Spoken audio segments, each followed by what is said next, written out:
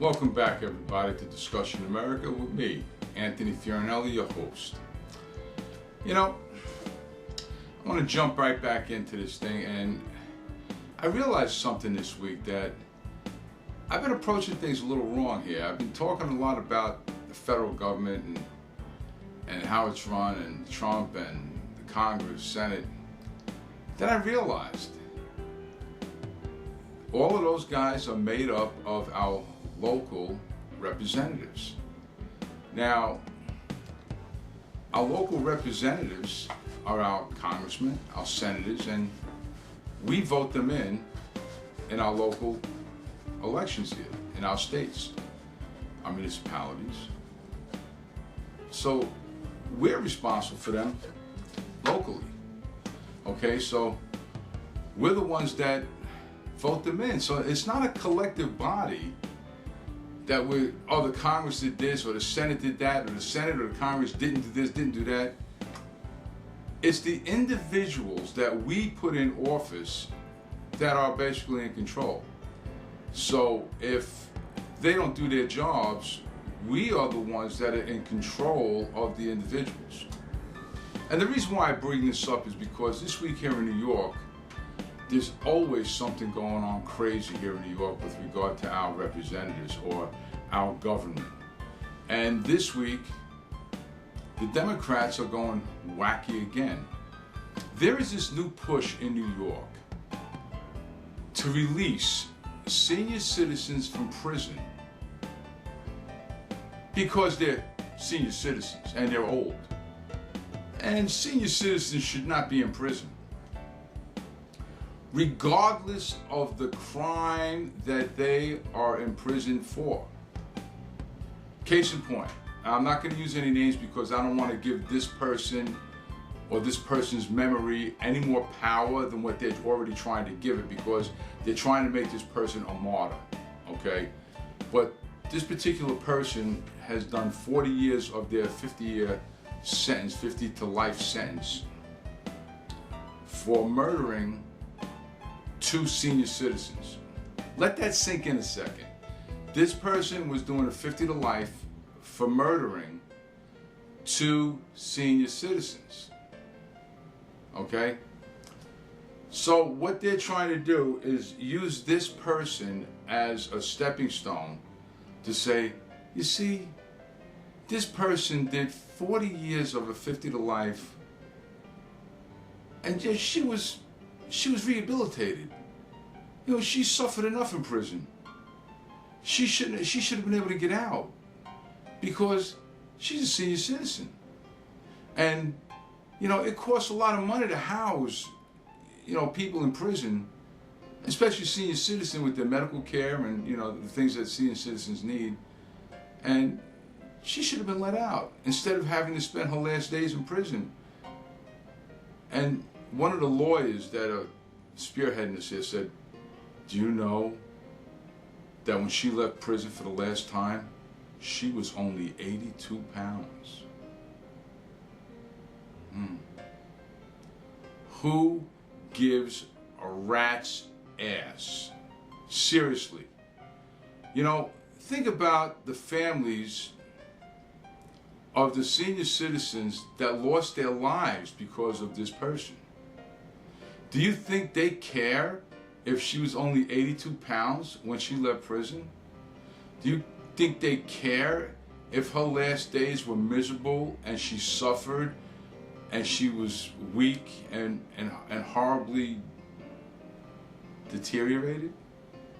Probably not, because at least she got to live out her life in her senior years, where the seniors, the family of the seniors that were killed, their lives were snuffed out by this person. They didn't get a chance to live out their golden years with their family, their grandchildren, and watch, you know, everybody grow up and their grandchildren get married and have children of their own, maybe get great-grandchildren. They didn't have that opportunity because of this woman. So now you're going to tell me that senior citizens, regardless of what crime they committed, double murder, has a right to get out of prison because they're senior citizens. I think the Democrats are getting a little bit desperate here to get as many people out on the street and able to vote as possible. Because, let's face it, they're doing a push for, first of all, they're doing a push for 16-year-olds to vote. Then they're doing a push for illegal immigrants to vote, aliens to vote. Then they're doing a push now for felons, convicted felons to vote. So this is where this plays in. If they get approval for convicted felons to vote, hey man, let the seniors out. The convicted felon seniors out. They'll vote for us too. They're trying to get every single vote they can out in the street to vote for Democrats. My God. How desperate is that? Criminals, children that can't make a decision whether or not to eat a Tide Pod or not, or step out of a moving vehicle and videotape themselves walking alongside the car and dancing. Now, senior citizens that committed heinous crimes, they want out on the street. Why? So they can vote? Please. Enough is enough. What happened to this country? Where are we going? Well, what next? Just, you know, like flying from Argentina and, hey, vote in our country? Who do you want to be president? Really? You guys need to call your representatives, you need to write your representatives, you need to stop this insanity. We want our country back. This is no longer a joke. This is serious stuff. This is not a joke anymore. They're trying everything they can to undermine the security and the safety and our rights of our countrymen. This is now an official cold civil war, people.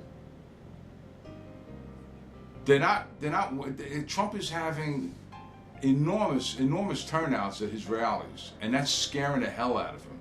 Regardless what they're saying about the economy and the tariffs and the trade war and everything else and whatever they're saying. But you know what? With all the insanity going on with regard to Trump and how he's going about things, he's still getting things done. And whatever he's doing for the betterment of this country, regardless of what they're saying, regardless of what the mass media is saying, regardless of all that hype. He's still doing what's necessary for this country. And the reason why this country's in the shape it's in now and why he has to do these radical things is because the previous administrations dropped the ball in every case and left this country a mess. And it takes a man with balls, although may it be crazy balls, like Trump, to try to straighten this crap out, because that's what it is. It's a crappy mess. And it takes extreme measures to get things done. I get it. And a lot of my friends get it. Do we like it? No. But we understand it. We understand that things have to get done the way they're getting done, because otherwise we're down the toilet. Don't like it.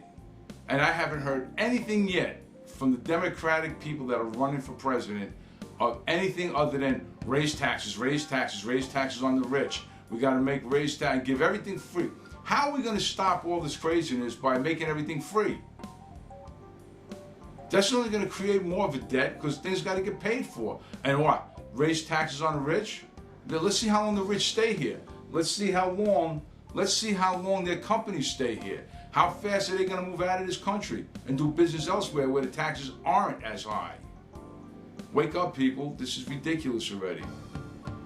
You're going to have a decision to make in 2020. And the decision is this.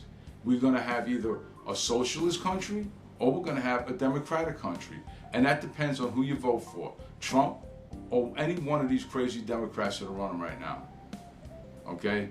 That I'll let you chew on for this week, because there's really nothing else much I want to talk about, because that nothing else is worth it. We'll see what happens at the G7 summits, and we'll see what comes out of that, because that ought to be interesting, you know.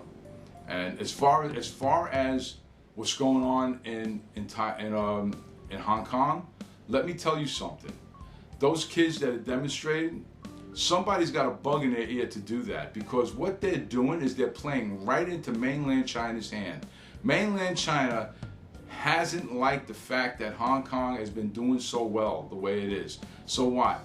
They send some little bit of agents into that crowd and say, yes, you got them to back down on that on the transferring prisoners over to mainland China. Let's keep going. Let's get independence. Let's do this. It's almost like the Antifa people. Somebody's paying them to demonstrate and cause problems. Somebody now is getting into the ear of these kids.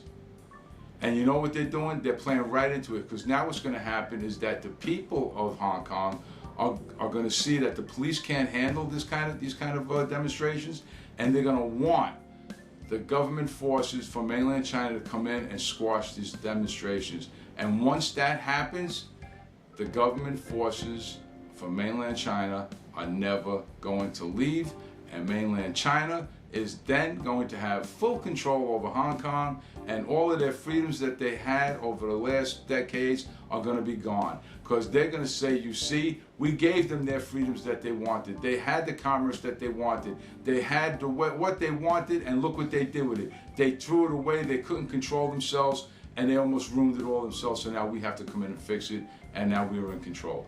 That's what they're doing. They're hanging themselves.